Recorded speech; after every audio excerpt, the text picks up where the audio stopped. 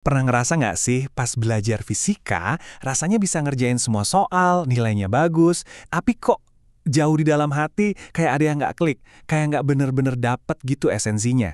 Kalau kalian pernah ngerasa gitu, tenang, kalian nggak sendirian. Fenomena ini tuh saking umumnya sampai punya nama sendiri, paradoks pendidikan fisika. Dan hari ini kita bakal bongkar abis-abisan misteri di baliknya. Pertanyaannya simpel aja kan? Kenapa coba fisika yang harusnya keren banget karena ngebahas cara kerja alam semesta, kok di sekolah seringkali rasanya cuma jadi pelajaran nyocokin rumus? Nah, ini dia pertanyaan besar yang bakal kita telusuri bareng-bareng. Oke, jadi begini alur perjalanan kita. Kita mulai dari akar masalahnya, yaitu si paradoks itu sendiri dan gimana terbatasnya otak kita. Terus kita bakal lihat kenapa praktikum di lab itu seringnya malah bikin bingung. Nah, setelah itu, baru kita kenalan sama solusi super inovatif yang disebut model EWSL. Dan gimana model ini bisa ngubah siswa biasa jadi pemikir sains yang sejati. Oke, kita masuk ke bagian pertama, paradoks pembelajaran fisika. Nah, ini dia nih biang keladi dari semua masalah yang ada. Jadi paradoksnya tuh gini, seorang siswa bisa aja dapat nilai A+ di ujian fisika. Tapi kalau ditanya, fisika tuh apa sih? Di kepalanya jawabannya tetap kumpulan rumus yang harus dihafal, bukan cara buat memahami dunia. Jadi mereka bisa mengerjakan soalnya, tapi mereka nggak benar-benar mengerti ilmunya. Terus apa sih bedanya cara mikir para ahli sama para pemula? Gini, seorang ahli fisika lihat sebuah soal, otaknya langsung connect. Ah, ini intinya soal konservasi energi. Tapi kalau pemula, yang dilihat cuma permukaannya aja. Oke, ada balok, ada bidang miring. Rumusnya yang mana ya yang ada variabel-variabel ini? Mereka kejebak sama apa yang kelihatan mata, bukan esensi di baliknya. Nah, cara pikir kayak gitu akhirnya memicu semacam strategi bertahan hidup yang namanya equation hunting, alias berburu persamaan.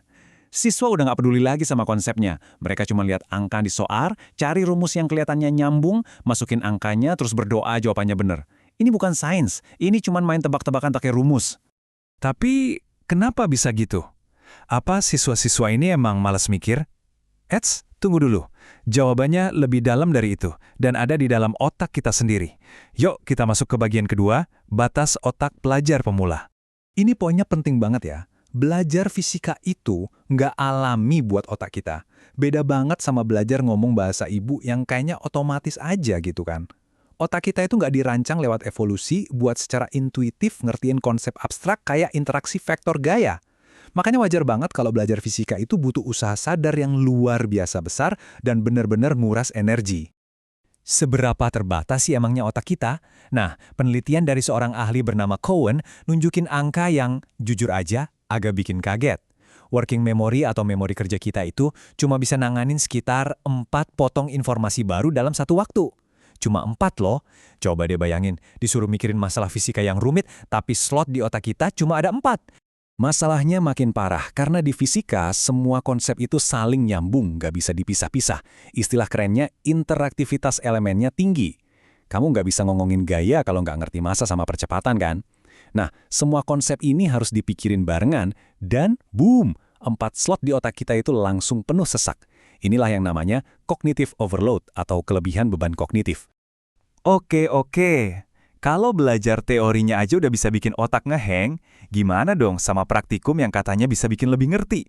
Nah, justru disinilah masalah baru muncul. Kita masuk ke bagian 3, dilema praktikum laboratorium. Jadi, dilemanya tuh kayak makan buah si malakama.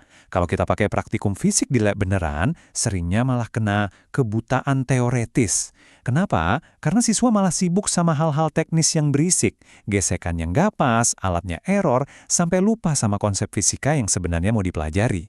Tapi kalau kita pakai lab virtual yang semuanya serba sempurna, muncul masalah lain, keterasingan empiris. Siswa jadi ngira sains itu rapi dan pasti, jauh banget dari kenyataan penelitian yang sebenarnya berantakan. Nah, karena otak udah kelewat pusing di lab, apa yang terjadi? Siswa langsung masuk mode survival. Tujuannya bukan lagi aku mau ngerti konsep ini, tapi berubah jadi yang penting laporan kelar dan dapat nilai. Dari sinilah muncul kreativitas lain, kayak ya memanipulasi data biar cocok sama teori di buku. Pasti ada deh yang pernah lihat kan? Waduh, masalahnya ternyata rumit banget ya. Dari otak kita yang terbatas sampai praktikum yang serba salah. Terus gimana dong solusinya? Nah, jangan khawatir. Sekarang kita masuk ke bagian yang paling ditunggu-tunggu. Kita kenalan sama pahlawannya nih, ekosistem baru model EWSL. Penting buat dicatat nih, EWSL ini bukan cuma metode ngajar baru, bukan sekedar tips and tricks. Ini adalah sebuah perombakan total. Sebuah ekosistem belajar yang dirancang khusus dari nol buat ngeberesin semua masalah yang tadi kita bahas secara komprehensif. Jantung dari model ini adalah ide seamless learning atau pembelajaran yang nyambung terus. Coba bayangin deh, nggak ada lagi tuh tembok pemisah antara belajar teori di kelas, ngerjain simulasi di komputer, sama eksperimen di lab. Semuanya jadi satu alur yang mengalir, jadi otak siswa nggak perlu loncat-loncat dari satu konteks ke konteks lain. Oke, konsepnya keren. Tapi gimana cara kerjanya di lapangan? Nah, kita bedah sekarang di bagian kelima, solusi praktikum hibrida. Ini bukan urutan acak, tapi udah dipikirin matang-matang. Pertama, siswa nonton video interaktif dulu buat dapat pondasi dasarnya di lingkungan yang aman. Habis itu, mereka main-main di lab virtual yang ideal buat bener-bener nangkap hukum fisikanya tanpa ada gangguan. Nah, baru deh setelah jago di dunia ideal, mereka diajak buat berantem sama kekacauan di lab fisik. Terakhir, ditutup sama refleksi, buat nyambungin benang merah dari semua pengalaman itu. Langkah pertama ini, video interaktif. Itu kuncinya. Ini fungsinya kayak katup pengaman buat otak. Semua urusan hitung-hitungan yang bikin pusing diserahin ke videonya. Hasilnya, memori kerja siswa jadi lega. Jadi mereka bisa pakai 4 slot berharga itu buat fokus ke hal yang paling penting. Memahami konsepnya, bukan cuma ngitung angkanya. Disinilah letak kejeniusan dari sistem hibrida ini. Fase virtual itu fungsinya membangun bantalan kognitif. Siswa jadi punya pemahaman yang kuat di dunia yang sempurna. Nah, pas masuk ke lab fisik, mereka sengaja dibenturkan sama kenyataan. Momen ketika data di dunia nyata nggak cocok sama teori ideal, itulah yang disebut perjuangan produktif. Siswa nggak panik lagi, tapi malah jadi penasaran. Loh, kok beda? Apa yang salah dari modelku? Nah, proses mikir kayak gini, itu yang mahal. Terus tujuannya apa sih semua ini? Apa hasil akhir yang diharapkan? Kita sampai di puncak pembahasannya nih, menjadi agen epistemik. Ini adalah perubahan terbesarnya. Tujuannya adalah mengubah siswa dari konsumen pasif rumus menjadi agen epistemik. Apaan tuh agen epistemik? Gampangnya, mereka jadi ilmuwan mini. Bukan lagi orang yang cuma nerima ilmu, tapi orang yang berdaya untuk mengevaluasi, memodifikasi, dan bahkan memvalidasi sebuah model teori.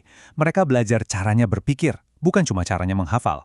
Jadi apa nih kesimpulan praktis yang bisa kita bawa pulang? Ada 3 hal utama. 1. Hancurkan tembok antara dunia digital dan fisik. Jadikan satu ekosistem yang nyambung. 2.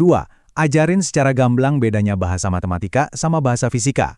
Rumus itu punya makna, bukan cuma simbol.